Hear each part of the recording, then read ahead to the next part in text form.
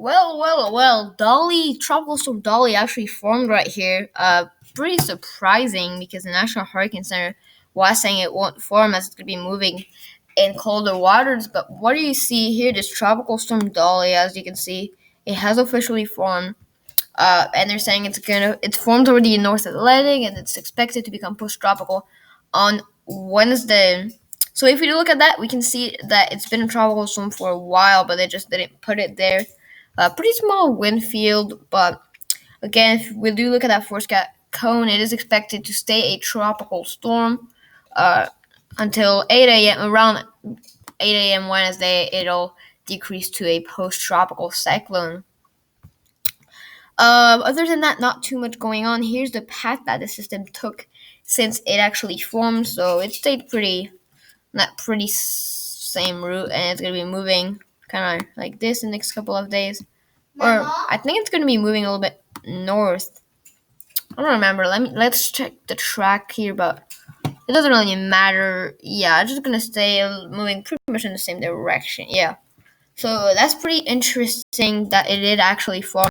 Uh, I mean, we all thought it was already a tropical storm, but it's the National Hurricane Center wasn't on board at first.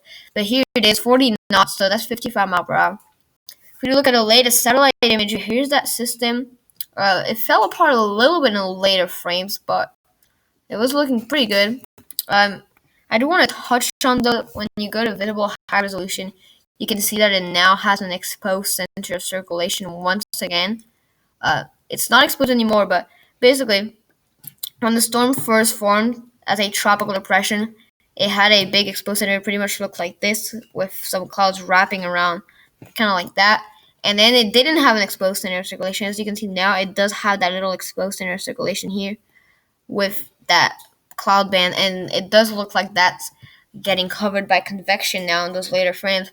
But I'm pretty surprised it's actually not a subtropical storm, but it does look like it has cut apart from this frontal front, which is why it got those tropical characteristics, believe it or not. In terms of analysis tools, not too much going on here. The 3.4 index continues to stay in the neutral, I believe. It continues to kind of stay in that neutral area, going up and down, kind of like a roller coaster at this point, like one of my subscribers said. But it looks like it's going to be staying at around neutral. And if you do think about it, the 2005 hurricane season was a neutral season, so it could still be a very, very active season. We do have this area of disturbing weather in the Atlantic, in the Gulf of Mexico, so I do wonder if that could form into anything, but it's not look like. I'm going to put the 5 days. Yeah, that won't, it doesn't, it's not expected. But we do have that big area of convection right here. And the wind shear map is getting pretty strong again. That dry is going to be coming to the U.S. very soon. And if we do look at the shear map, still very strong shear throughout, starting to decrease a little bit in the northern Atlantic, where this system is currently. It had decreasing wind shear, but throughout the main area of development, it is very, very high wind shear, which is why we're not seeing any special development with the system or with other systems. Now, the forecast models don't show anything developing for a big, long while, believe it or not. Pretty surprising, not gonna lie, but again, here's that system right here, Tropical Storm Dolly here. We can see that center of circulation, low pressure system. But as we get into the next couple of days, hours, we have all those, Eastern Pacific systems forming like a cyclone machine. Now, we do have our system, one system that could form off the coast of Africa. Now, we're going to have to take close attention to this because that could be a threat to the U.S. if it does come that way, and the Caribbean, etc.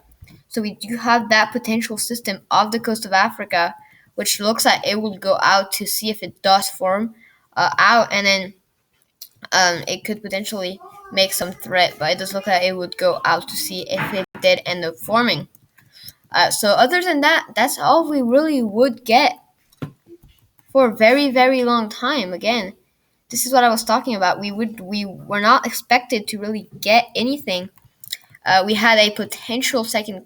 We could also get a second crossover like Dolly, with the system that could form right here and then move into the Gulf of Mexico, as you can see right here, moving into the Gulf of Mexico and making a 987 millibar landfall. 987 millibar landfall actually in Mexico, which could be a Cat 1 or very strong tropical storm landfall in Mexico. We also have a couple little disturbances forming from those tropical waves, but only one really expected to form, which wouldn't really be anything except a short-lived tropical storm, which could potentially reform as a subtropical storm and then die out that way. We also have the possibility for this system right here coming off for potentially some subtropical system off the coast right here, kind of like our current system. And then we have, of course, that Gulf system with the 994 millibar pressure, which could be a hurricane as it makes that landfall with 987 millibars. So we're just going to have to pay attention. Again, we don't know where that would go. We don't know if that's going to make the crossover. But if it does make the crossover, it's not necessarily going to be going here. It could very go to Florida, Louisiana. We just don't know. Cristobal was first expected to come back here, then it was expected here, and then it actually made landfall in Alabama, Louisiana border. So it's very unpredictable.